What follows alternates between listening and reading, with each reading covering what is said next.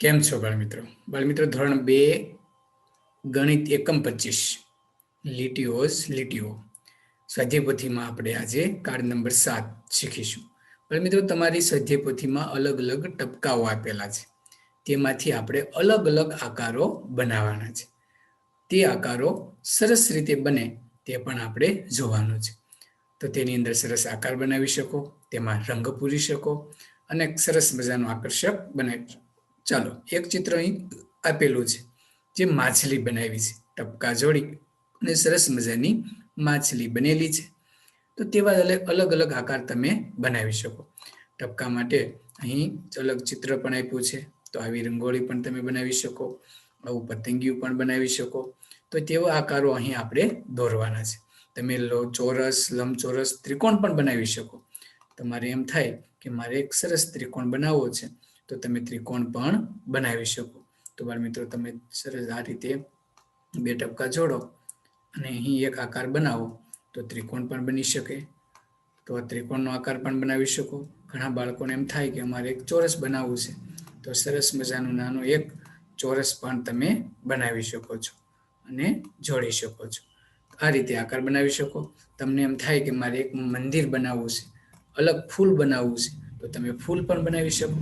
દાખલા તરીકે આપણે મંદિર બનાવવું હોય તો તમે મંદિરનો આકાર તેમાં આપી શકો.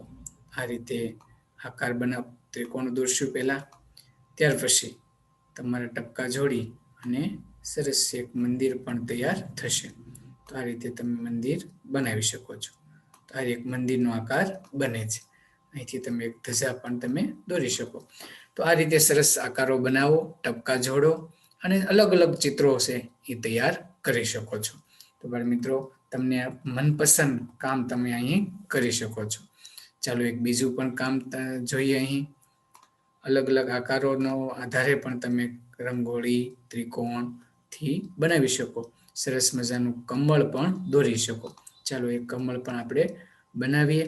તો તમને બાળમિત્રો કમળ તો આવડતું હશે, તો તે પણ તમે સરસ રીતે આકાર સાથે તમે તેને જોડી અને બનાવી શકો છો. ત્યાર પછી આ રીતે તમે આકાર જોડો બાળમિત્રો, તો એક સરસ મજાનું કમળનું ચિત્ર પણ તૈયાર થશે. આ ટપકાને તમે આ રીતે સરસ ફૂલ તૈયાર કરો તો સરસ રીતે આકાર બનતા જશે અને એક ચિત્ર મજાનું તૈયાર થઈ જશે.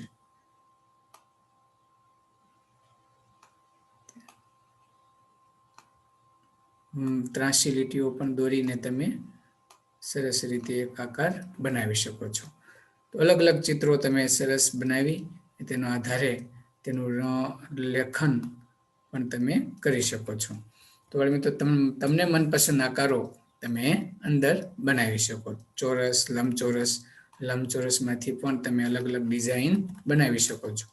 દાખલા તરીકે બાળમિત્રો તમારે અહીં એક સરસ મજાનું લંબચોરસ બનાવવું છે, તો તમે લંબચોરસ બનાવી શકો.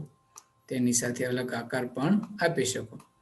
આ રીતે પણ તમે અલગ આકારથી અલગ અલગ ડિઝાઇન તમે બનાવી શકો. દાખલા તરીકે મેં આ એક સરસ વસ્તુ તૈયાર કરી છે, તો આવું પ્રિઝમ પણ તમે બનાવી શકો. તો મિત્રો તમને મનપસંદ ચિત્ર તમારે અહીં બનાવવાનું છે. અહીં આ બેને એક સરસ રંગોળી તૈયાર કરી છે, તો તમે રંગોળી પણ બનાવી શકો છો. આ ટપકા જોડીને જ આ રંગોળી તૈયાર થઈ છે અને તેમાં કલર પૂરી શકો. તો એક સરસ મજાના બધા ચિત્રો બનાવો અને તેમાં મનપસંદ કલર તમારે પૂરવાનો છે. સરસ રીતે આ સ્વાધ્યાયપોથીમાં ચિત્રો બનાવી રંગો પૂરજો અને તેના આધારિત આપણે લીટીઓના આધારિત એક કસોટી લેશું, તે પણ તમે ઓળખજો.